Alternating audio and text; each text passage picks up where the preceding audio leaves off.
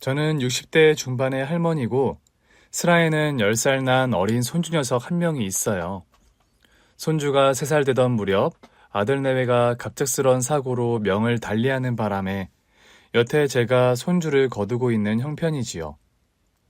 무릎 연골이 거의 닳아버린 상황이라 심각합니다. 하시는 일을 줄이시고 무릎에 최대한 무리가 안 가게 하셔야 해요. 제가 보통 서서 하는 일을 많이 하는 데다 제 형편상 일을 줄이는 건 힘이 들어서요, 선생님. 이대로 계속 방치하시면 퇴행성 관절염이 올 수 있어요. 무릎 연골은 한번 손상되거나 다르면 스스로 재생되지 않고 그 기능을 잃어요. 지금은 약물이나 주사로 어느 정도 버티시겠지만 나중에는 인공관절 수술을 염두에 두어야 하실 것 같네요. 인공관절이요? 네, 보통 뼈와 뼈 사이 간격이 거의 없고 맞닿아 있을 때 인공관절 수술을 하시게 됩니다. 제가 요즘 무릎 통증이 워낙 심해서 병원 치료를 받는 중입니다. 아들 내외가 명을 달리한 지 어언 7년. 그 시간 동안 닥치는 대로 일을 하며 생업 전선을 꾸려가다 보니 몸이 많이 상한 게 사실이죠. 건물 청소 일을 오래 한 것이 아마 무릎 관절을 상하게 된 결정적인 이유라는 생각도 들더군요. 그렇다고 빡빡하고 빠듯한 살림에 제가 이를 관둘 도리는 전혀 없었기에 약을 먹고 주사를 맞아가며 매일 식당 설거지 일을 나가는 형편이지요. 아들 내외 사고로 하늘나라로 가고 난 뒤 그래도 저는 꿋꿋하게 혼자 남은 10살 난 손자를 가난한 살림에도 불구하고 열심히 키워왔습니다. 몸이 부서져라 고생을 해도 어린 손자 녀석이 저 하나 바라보고 크는 것을 보면 제가 절대로 쓰러질 수 없다. 이를 악물게 되더라고요. 내 나이 이제 올해 64세에 접어들어요. 팔자 좋은 친구들은 자식 내외 모두 출가시키고 여유로운 노년을 보내는 경우도 많이 있죠. 그렇지만 저는 3살 어린 나이에 하루아침에 고아가 되어버린 손주 녀석의 엄마 아빠 노릇을 해야 하기에 늙을 수도 어찌 보면 아플 수도 없는 고단한 운명인 게 사실입니다. 그러다 보니 제 소원이 우리 손주 대학 졸업할 때까지 건강하게 사는 거예요. 대학 졸업하는 것만 봐도 좀 마음 놓고 제가 아플 수도 있을 것 같은 마음이랄까요? 하루하루 버티듯 살아가는 힘겨운 일상이지만 어린 손주가 무럭무럭 커가는 것을 보는 낙으로 살아가는 저였습니다. 그날도 식당에서 오전 내내 설거지를 하고 점심시간이 되어서 잠시 허리를 펴려는데 손주 녀석 담임 선생님에게서 전화가 왔더라고요. 안녕하세요. 철민이 할머니 되십니까? 네, 제가 우리 철민이 할미 되는 사람인데 선생님께서 어쩐 일이세요? 아, 다름이 아니라요. 할머님, 요즘 철민이가 학교 수업이 끝나기도 전에 자꾸 사라져버리네요. 네? 우리 철민이가요? 에이, 그게 대체 무슨 말씀이세요, 선생님? 녀석이 점심시간 끝나면 오후 수업은 무조건 빠지고 학교 밖으로 몰래 도망치듯 먼저 하교를 해버렸어요. 어떨 땐 제 가방도 학교에 놔둔 채로요. 아니, 철민이가 왜 그런 짓을... 오늘도 점심시간 끝나고 오후 수업 시작되기 직전에 학교 담장 넘어가다가 수희 아저씨에게 딱 걸렸어요, 철민이가요. 학교 담장을 넘어갔다고요? 네. 오후 수업 시작되는 즈음에 교문을 폐쇄하거든요. 아이들 안전 생각해서요. 담장을 넘어서 학교 밖으로 도망가려고 했다는 거예요? 아, 네, 할머님. 처음 한두 번은 그냥 야단치고 넘어갔는데 자꾸 반복이 되니까 할머님께 말씀드려야 할 것 같아서요. 우리 철민이가 여태 속 한 번 썩인 적 없는 착한 아이인데 어떻게 이런 일이? 그 문제도 있고 해서 제가 오늘 철민이 가정 방문을 하려는데 시간 괜찮으세요? 다른 일도 아니고 철민이 문제 행동으로 오신다는데 당연히 제가 시간을 내야지요, 선생님. 저는 손주 철민이가 학교를 땡땡이 치고 도망 나온다는 소리에 마음이 철렁 내려앉더군요. 엄마 아빠 없이 자란다는 소리 안 듣게 하려고 저는 없는 살림에도 다른 애들 다닌다는 태권도나 영어 학원 같은 것들을 죄에다 보내면서 나름 극성스럽게 손주를 키운다고 자부하고 있었어요. 백화점에서 값비싼 옷은 못 사주어도 그래도 손주 입는 옷이나 신발은 되도록 메이커 운동화나 옷을 사주려고 했고요. 제가 사철 몸빼 한 벌로 버틸지언정 우리 손주가 입성이 초라해서 무시받는 걸 견딜 수가 없더라고요. 그렇게 애지중지 키우는 손자였는데 그런 전화를 받으니 덜컥 겁이 나는 게 사실이었습니다. 저는 그날 일하는 식당에 집에 일이 있다고 말한 뒤 일찍 일을 파하고 집으로 퇴근했더랍니다. 그런데요, 학교를 땡땡이 쳤다는 손자가 집에 가봐도 없는 겁니다. 태권도 학원, 피아노 학원, 하다못해 영어 학원을 가는 날도 아니었는데 대체 이 녀석이 어딜 갔나 싶어서 동네 여기저기를 휘적거리며 찾아보았어요. 철민이는 찾지 못하고 집으로 돌아와 기다리고 있는데 현관벨이 울리더라고요. 나가보니 철민이 담임 선생님이 서 계신 게 보였어요. 저는 다급하게 온 매무새를 추스르고 문을 열어드렸지요. 선생님 안녕하세요. 그런데요, 가정방문을 온 담임 선생님이 집에 들어온 순간 선생님께서 날 보더니 닭똥 같은 눈물을 뚝뚝 흘리시는 겁니다. 저를 보자마자 그렇게 눈물을 흘리는 담임 선생님을 보고 되려 제가 깜짝 놀랐지요. 저는 순간 우리 철민이에게 무슨 안 좋은 일이 생겼나 싶어서 더럭 겁이 났습니다. 아니, 선생님 대체 왜 갑자기 우세요? 혹시 우리 철민이에게 안 좋은 일이라도 생긴 건가요? 아닙니다, 할머님. 그런데 왜 그렇게 눈물을 흘리세요, 선생님? 저는 거실로 선생님을 모시고 들어와 화장지를 건네드리며 물었습니다. 할머님, 저는 진짜 하나도 모르고 있었습니다. 우리 철민이가 제 목숨을 구해주신 은인 부부의 아들이라는 것을요. 네? 대체 그게 무슨 말씀이시죠? 할머님 얼굴 보는 순간 저 철민이 부모님이 누구신지 알았으니까요. 선생님, 저는 당최 선생님 하시는 말씀이 이해가 잘 안 가네요. 제가 나이 많은 노인네라 이해력이 딸려 그런 걸지도 모르지만요. 아닙니다. 제 반응이 당황스러우셨을 거예요. 일단 제 소개부터 드릴게요, 할머님. 저는 철민이 학교 담임 박진우라고 합니다. 네, 선생님 조남은 우리 철민이에게 들어 알고 있어요.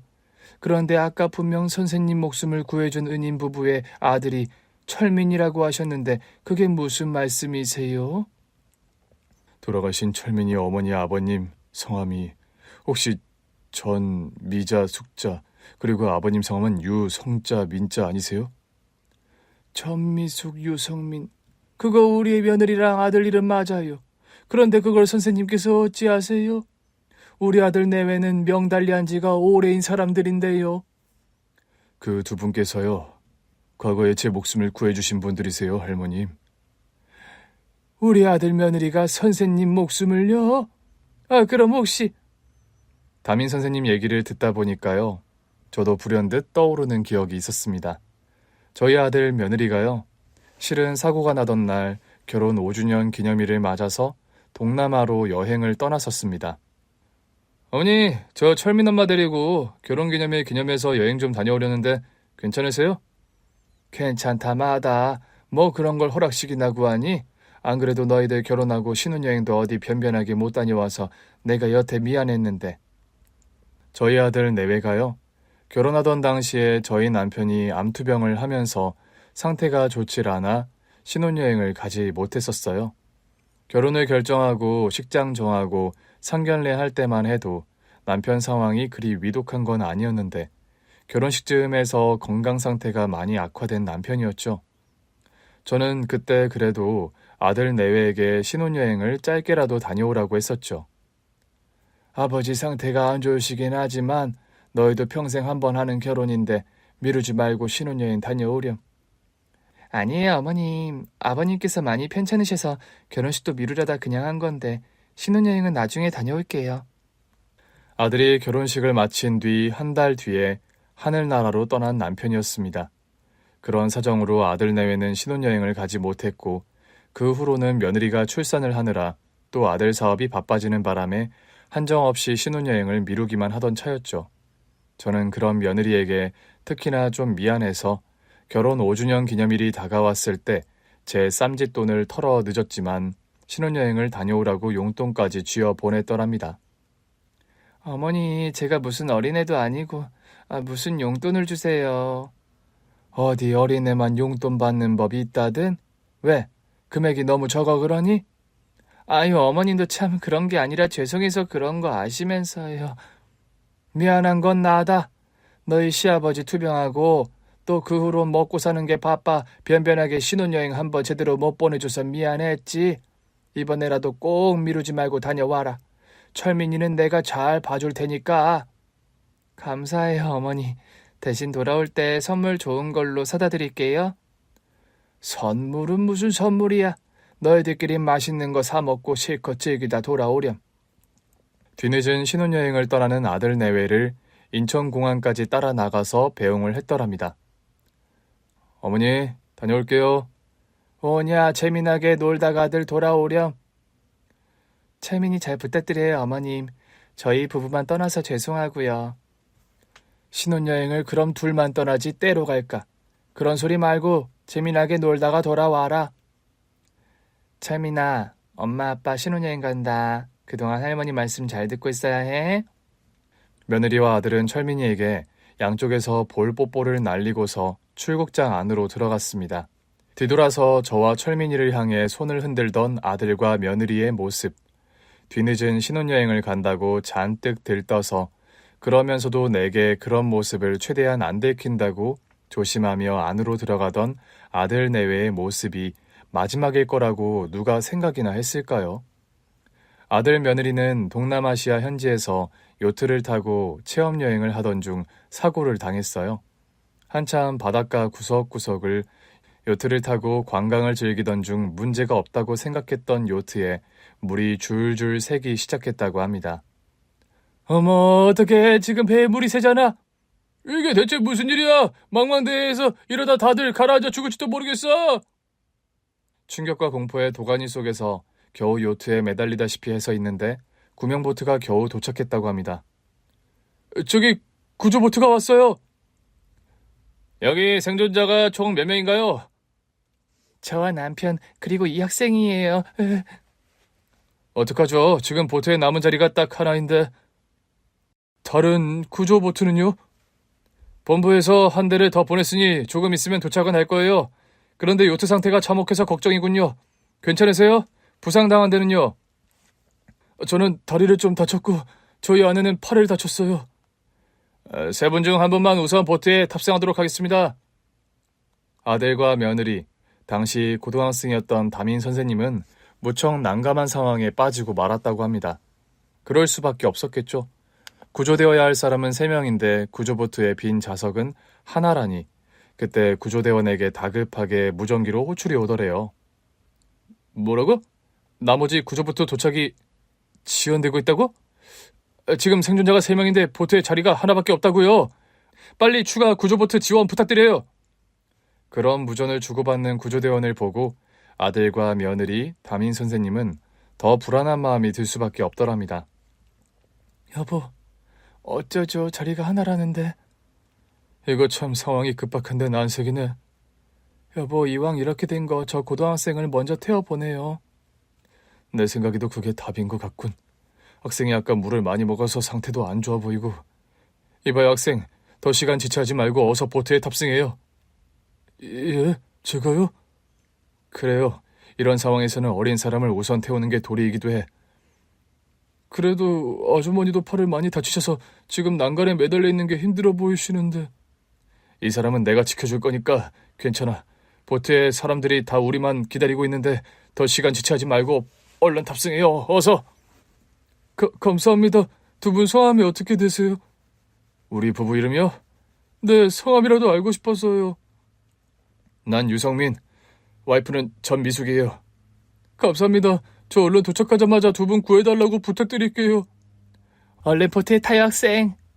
급박하고 위험한 상황이었고 구조보트의 빈 좌석은 단 하나. 그래도 그때까지만 해도 아들과 며느리를 구할 구조보트가 곧 도착할 거라고 생각했더랍니다. 저는 그날 철민이 부모님께서 보트의 빈 좌석을 양보해 주신 덕에 무사히 병원으로 옮겨져 치료를 받았어요. 그런데 두 분은 선생님 얼굴을 보고 있자니까 옛날에 우리 아들 부부 장례식에 왔던 고등학생이 생각나네. 그때 그 학생 맞죠? 맞습니다, 할머니. 저 그때 철민이 부모님 장례식에 와서 펑펑 울면서 할머니께 사죄 드렸었어요. 저는 시간이 지난 일이고 나이가 있다 보니 기억력이 썩 뚜렷한 건 아니라서 담임 선생님의 얼굴을 잊어먹고 있었죠. 그런데 대화를 나누며 담임 선생님의 얼굴을 보고 있으려니 아들 내외 장례식장에서의 일이 기억이 나더군요. 뒤늦게 신혼여행을 떠난 아들과 며느리가 싸늘한 유해가 되어서 돌아왔을 때 저의 충격은 말로 설명할 수 없을 정도로 큰 것이었습니다. 현지에서 유해를 수습했고 화장 상태로 귀국 예정입니다. 뭐라고요? 유해? 화장? 수색 작업에 진척이 없어 나서 유해를 바로 화장할 수밖에 없었다고 합니다. 현지 날씨가 또 워낙에 더운 곳이라. 보호자도 가족이 확인도 안 했는데요? 어떻게 이런 일이... 시신 처리하기 전에 신분을 증명할 수 있는 사진을 현지 병원과 경찰에서 보내왔습니다. 저는 떨리는 다리를 겨우 진정시키며 사진을 확인했어요. 사진 속에 눈을 감은 남자와 여자는 아들과 며느리가 맞더군요. 저는 오열하며 그 자리에 주저앉고 말았지요. 이럴 줄 알았으면 여행을 보내는 게 아닌데, 아니었는데. 슬픔과 황망함 속에서 아들 며느리의 장례식을 치렀습니다. 조문객들은 저마다 혼자 남은 저와 어린 손주를 딱하게 보며 혀를 찌릿 차더군요. 할머니랑 손주만 남기고 아들 며느리가 나란히 명을 달리해버렸네 그래. 철민이 할머니가 안 됐지. 나이도 있는데 혼자 손주 키우려면 얼마나 힘들겠어. 할머니만 안 됐나? 저 어린애는 3살짜리 어린애가 지 엄마 아빠 명 달리한 것도 모르고 장례식장 여기저기 돌아다니며 노는 것 좀 보라고. 어린 나이에 하루아침에 고아가 돼버렸네. 저는 그런 말들도 귀에 들어오지 않을 정도로 넋이 나가 빈소에서 오열하다 까무러치다를 반복하고 있었어요. 언니, 정신 좀 차려요. 아무리 속이 말이 아니라지만 이리 넋을 놓고 있으면 어째요, 네? 쌈짓돈 털어주며 신혼여행 다녀오라고 한 내가 화근이 난 내가. 그게 어떻게 언니 잘못이유. 인명은 제천이라는 말이 괜히 있겠어요? 철민이 저 어린 것을 생각해서라도 언니가 정신 차려야죠, 네? 아이고 우리 아들, 아이고 철민 엄마야. 제 친여동생이 장례식장에서 함께 빈소를 지키며 철민이도 돌봐주고 저를 위로해주고 있었죠. 그때였어요. 교복을 입은 한 남학생이 장례식장으로 들어온 것은요. 언니, 웬 고등학생이 빈소로 들어오네요. 저 아이 아는 학생이에요? 아니, 처음 보는 학생인데. 침통한 표정으로 빈소에 들어오는 그 남학생의 정체가 궁금한 것은 저도 마찬가지였어요. 제 동생이 빈소로 들어오는 그 남학생에게 물었죠.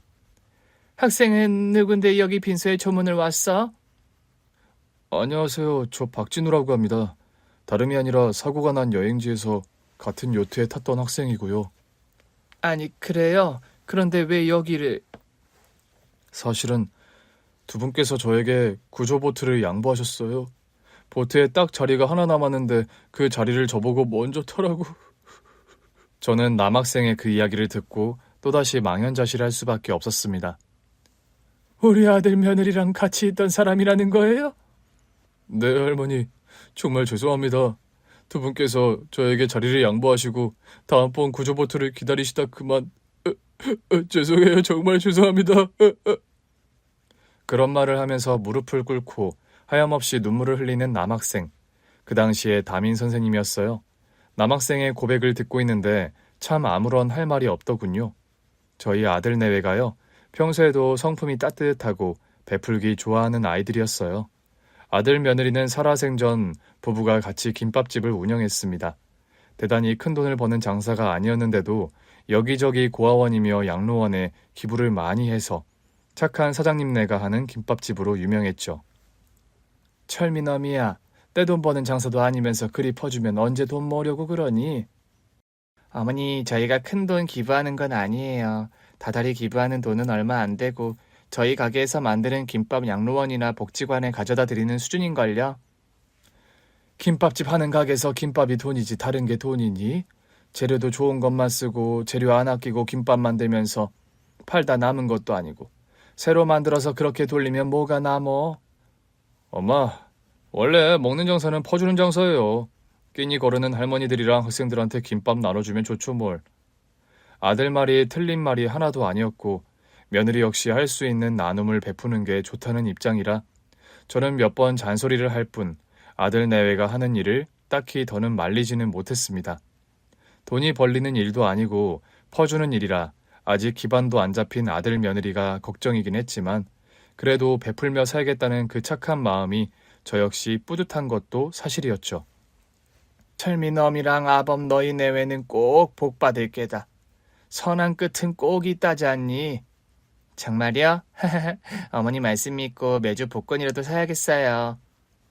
제 말에 그런 농담으로 응수하는 쾌활한 성격의 며느리였죠.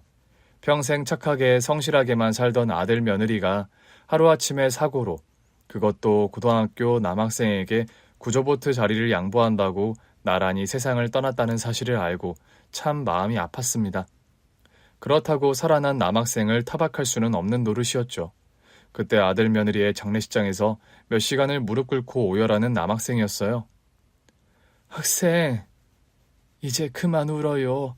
우리 아들 며느리가 하늘나라로 떠난 건 나도 가슴이 너무 아프지만 그게 학생 탓은 아니야.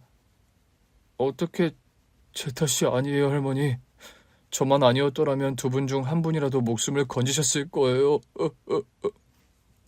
한 살이라도 어린 학생에게 양보를 한 거겠지. 우리 아들이랑 며느리가 원래 그런 아이들이야. 죄송해요, 할머니. 저 때문에 하루아침에 가족을 잃게 되어서요. 그만 울고 일어나서 식사라도 하고 가요. 할머니, 제가 지금은 어려서 아무것도 보답 못해드렸지만 나중에 꼭 이 은혜 10배, 100배로 갚아드릴게요. 그런 소리 말아요. 학생 마음은 이해가 안 가는 바가 아니지만 어디 사람 목숨값을 환산할 수도 없는 노릇이니. 그런 대화를 주고받았던 장례식장에서의 일이 불현듯 떠오르더랍니다. 그래서 여태 선생님께서는 제 얼굴을 기억하고 계셨어요? 네, 당연하죠. 저는 하루도 철민이 부모님과 할머님 얼굴을 잊어본 적이 없어요.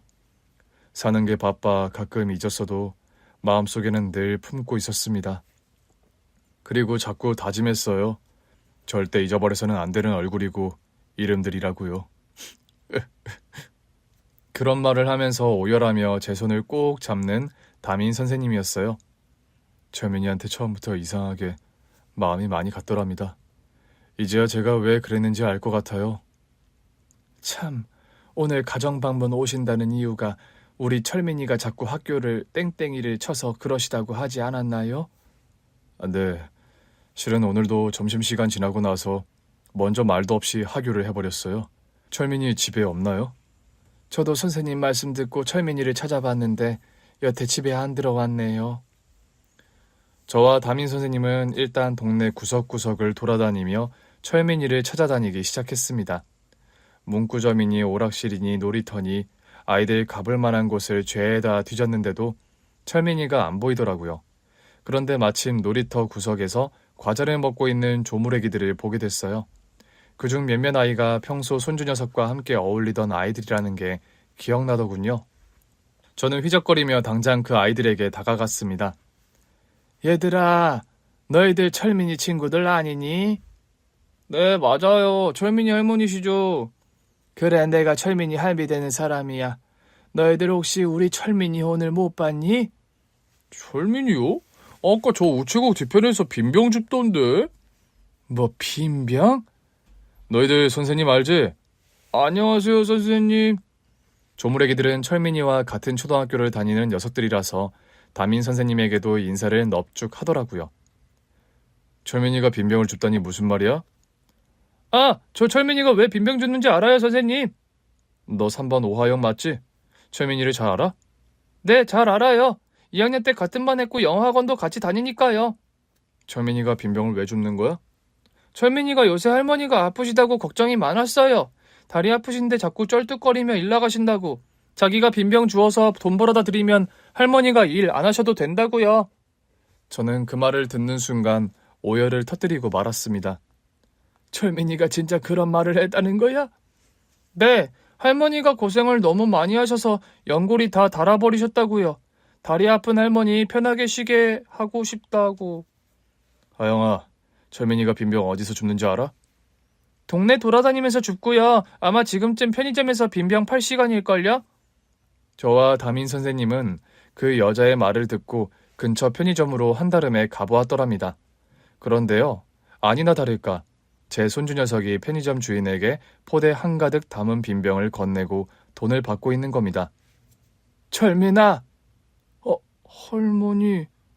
저와 담임 선생님을 보고 소스라치게 놀라는 철민이었어요. 철민이 너 여기서 뭐 하는 거야? 죄송합니다, 선생님. 매일 학교를 땡땡이 치고 빈병을 주우러 다녔던 손주 녀석의 양손이 까맣게 때가 묻어 지저분하더군요. 그 어린 것이 고사리 손 가득 검은 먼지를 묻혀가며 빈병을 주워서 내다 판 생각을 하니 마음이 미어질 것 같았어요. 철민아, 너 이게 대체 무슨 짓이야? 언제 할머니가 너한테 이런 일 하라고 하든, 응? 할머니가 다리 아프신데 쩔뚝거리면서 일하시는 게 너무 싫어서요. 할미가 다 알아서 하는 건데 네가 왜? 아파도 다 일할만 하니까 하는 거야?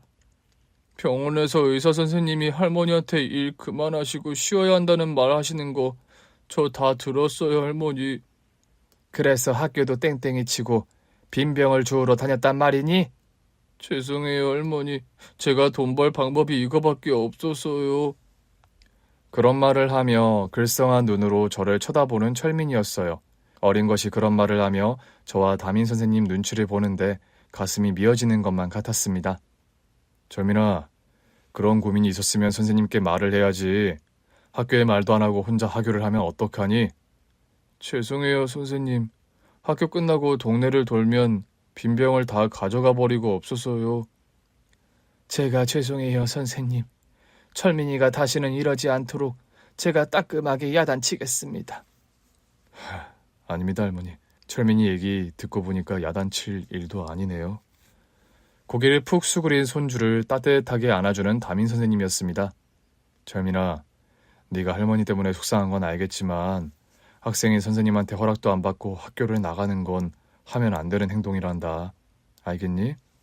네, 선생님. 할머니께서 쉬실 수 있도록 선생님이 방법을 찾을 거니까 철민이 너는 빈병 줍는 건 그만하도록 해. 빈병 주워야 돈을 버는데요, 선생님. 그래, 요 며칠 빈병 주워서 돈 많이 벌었어? 제가 돈 번 거 보여드릴게요, 선생님. 손주 녀석이요. 자랑스럽다는 듯 책가방에서 주머니를 꺼내더니 그동안 빈병을 팔아 모은 동전과 지폐 몇 장을 꺼내는 겁니다.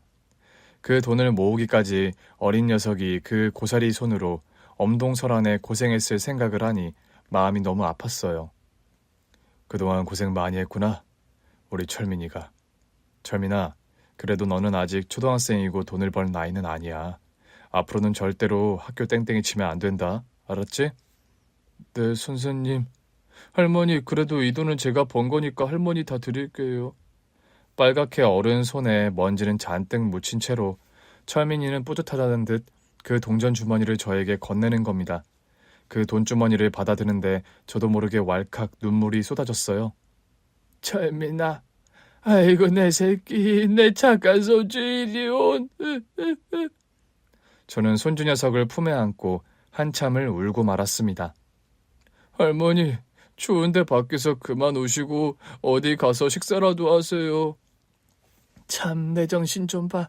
가정방문 오신 선생님을 길거리에 세워두고 대접이 형편없었네요. 아니요, 저는 괜찮은데 철민이도 그렇고 할머님도 이제 배고프실 것 같아서요. 선생님, 어디 가까운 식당이라도 얼른 들어가셔요.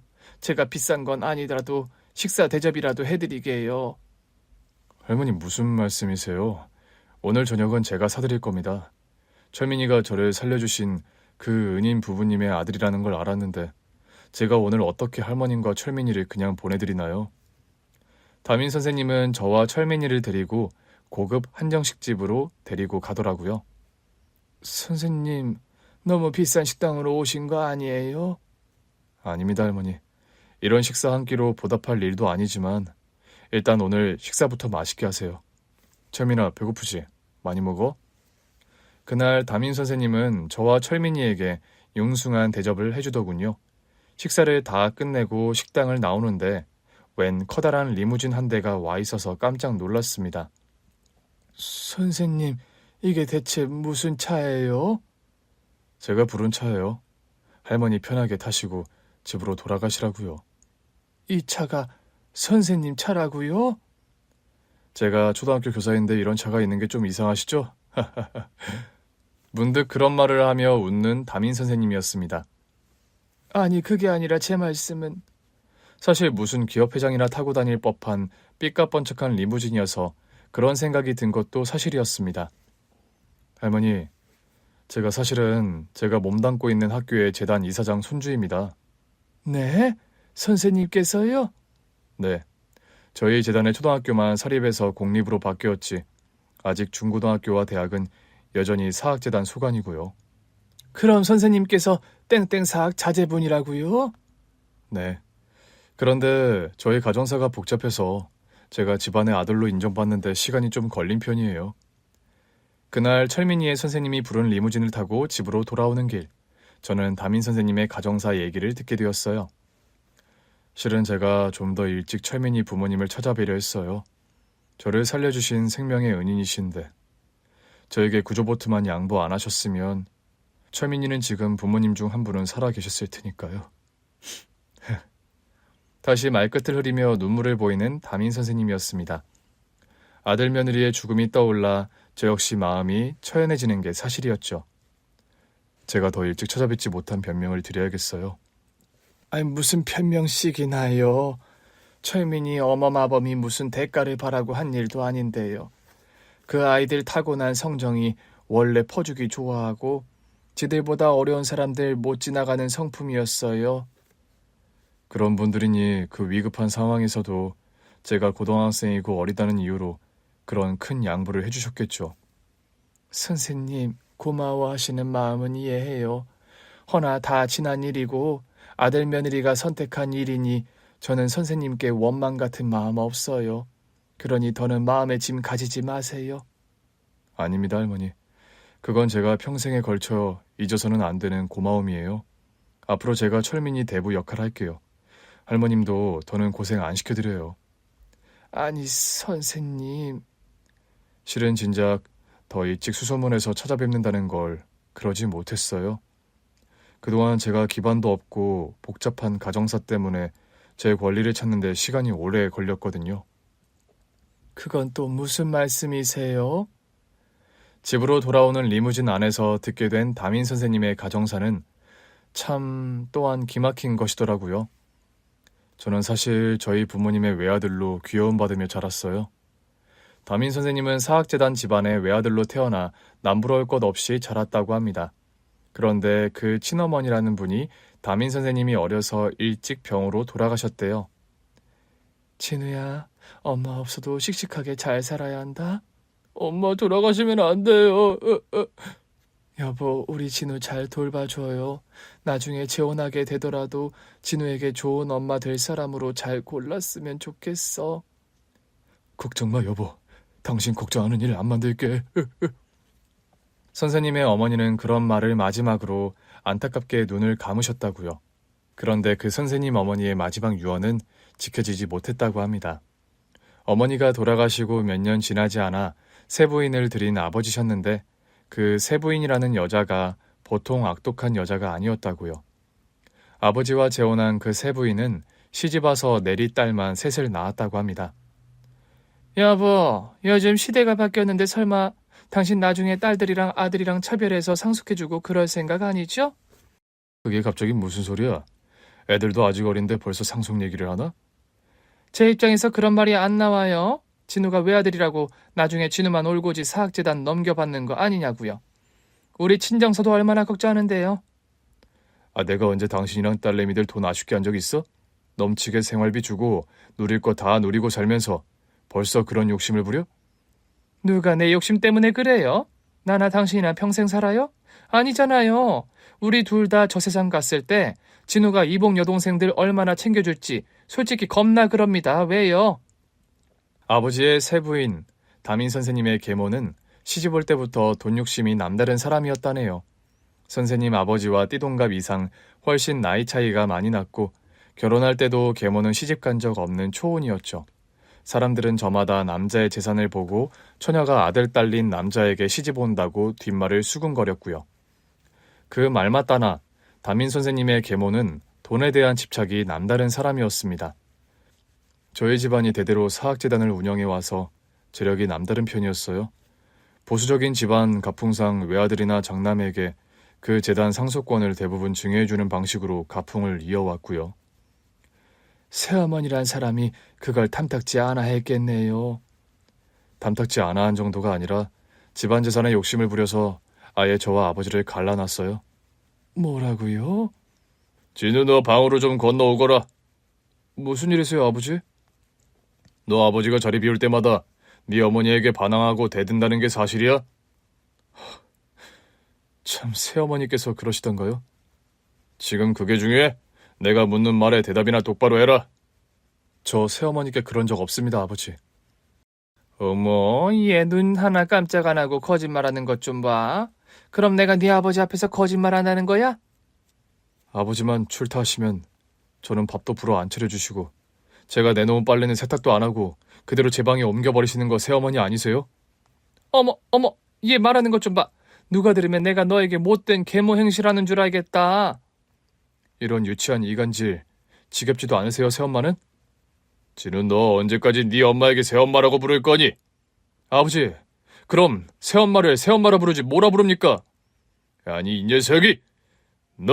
네 엄마가 나와 재혼한 지가 벌써 몇 년인데 정없이 여태 엄마 앞에 새자를 따박따박 붙이는 거야?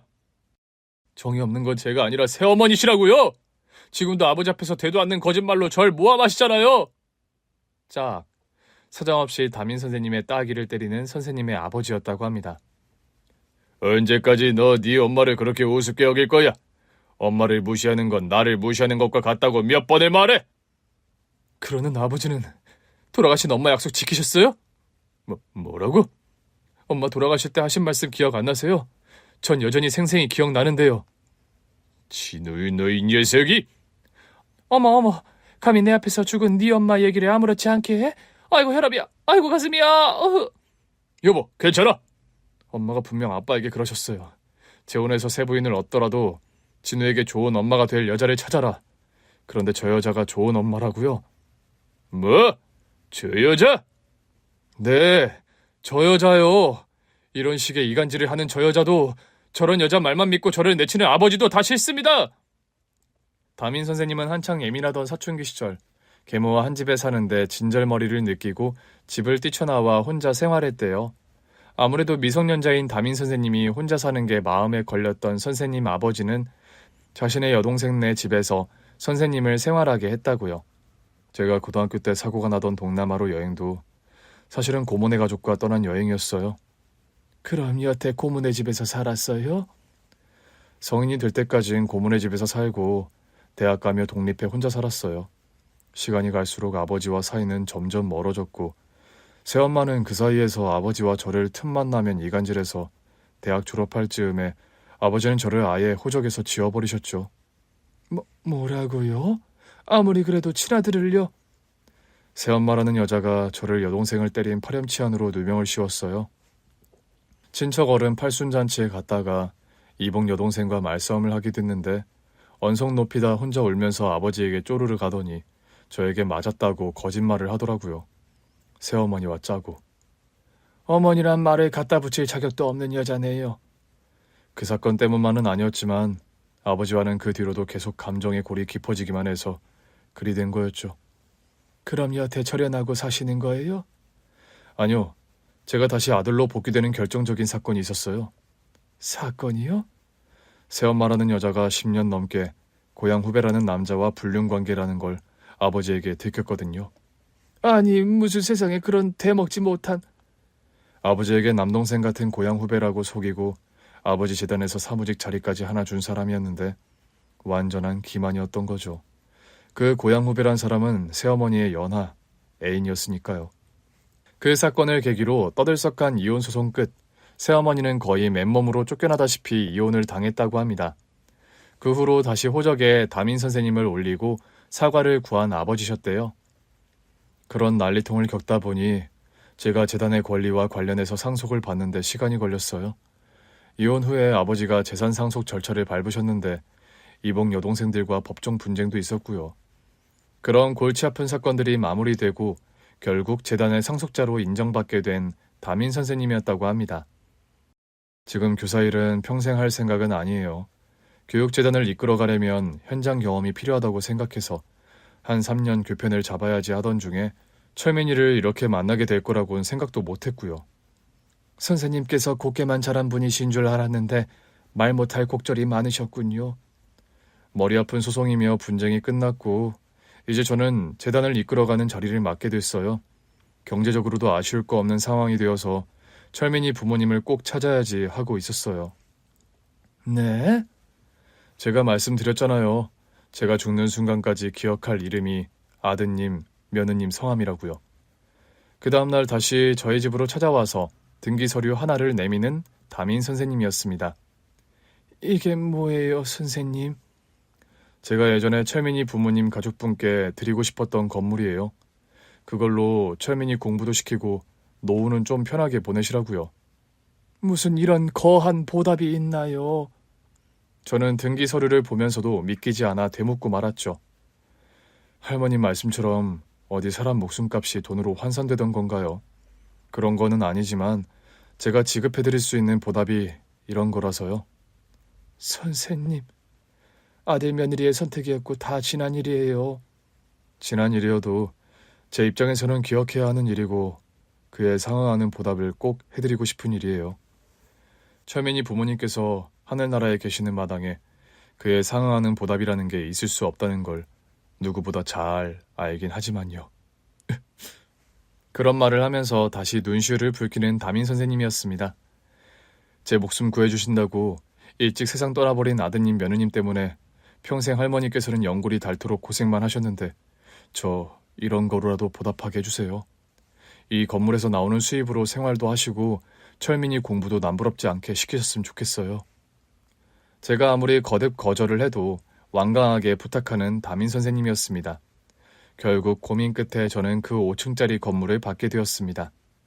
다리 절뚝거리며 일하는 할머니가 마음에 걸려서 학교 땡땡이 치는 철민이 생각해서라도 부디 남은 인생은 할머니께서 좀 편하게 사셨으면 좋겠어요.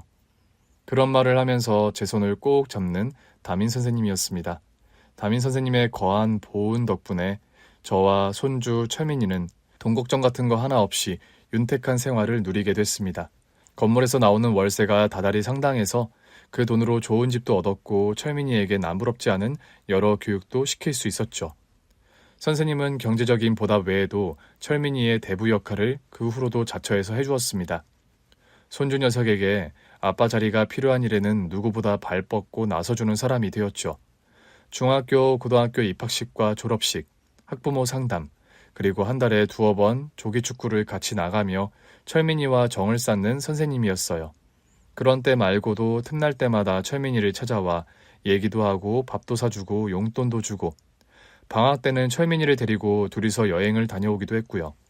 선생님의 후원 덕분에 손주 녀석은 중학교, 고등학교를 무사히 마치고 원하던 입시에서도 훌륭한 결과를 얻었답니다. 그렇게 원했던 명문대학의 의과대학에 합격을 한 거였죠. 우리 철민이 장하다. 정말 수고 많았어. 선생님에게 건물을 증여받은 후로 저도 돈 걱정 없이 아주 호강하며 잘 살아왔어요. 다리 통증을 참아가며 일할 일도 없어졌고 슬슬 재활치료 다녀가며 여유로운 노후를 즐기며 살게 되었죠. 유수와 같이 빠른 것이 시간이라더니 어느덧 다음 달이면 철민이가 의대 졸업을 앞두고 있습니다. 하루아침에 사고로 아들과 며느리를 잃고 하루하루 억척스레 손주 녀석을 키워온 세월이 주마등처럼 흘러가네요. 저는 철민이가 대학 졸업하는 것만 보면 죽어도 여한이 없다고 생각해왔어요. 그런데 그 소원 역시 이루게 되었네요. 저는 지금 그토록 원하던 아들 며느리 곁에 와 있습니다.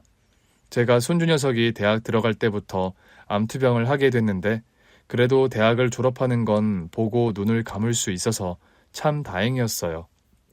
장례식장을 지키는 사람이 손주 한 명이 아니라서 다행입니다. 철민이 곁에서 함께 상주 노릇을 해주고 있는 사람은 다름 아닌 선생님이시죠. 철민 어머 마범아, 두 사람이 너희가 구한 그 까까머리 고등학생이란다. 세상에 옛날 일을 안 잊고 저렇게나 잘해주다니 저희가 되려 고맙네요. 어머니, 그동안 철민이 키우느라 고생 많으셨어요.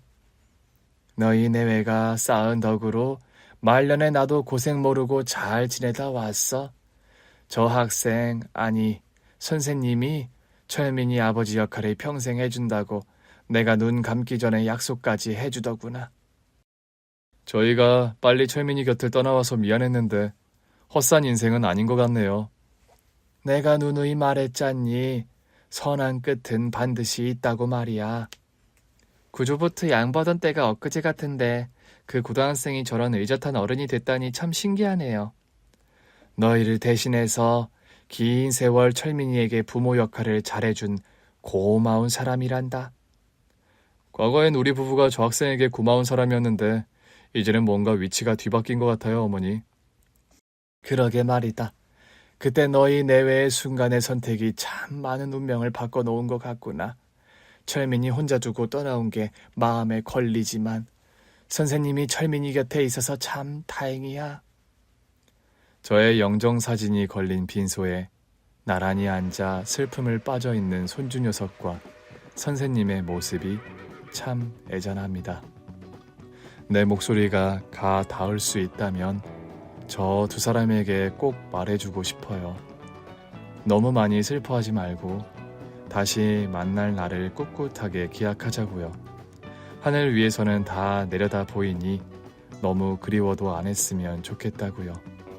긴 얘기 들어주셔서 정말 감사합니다. 오늘 준비한 사연은 여기까지입니다. 재미있게 들으셨다면 구독과 좋아요, 알림 설정까지 눌러주세요. 그럼 저는 다음 사연으로 찾아뵐게요. 오늘도 건강하고 행복하세요.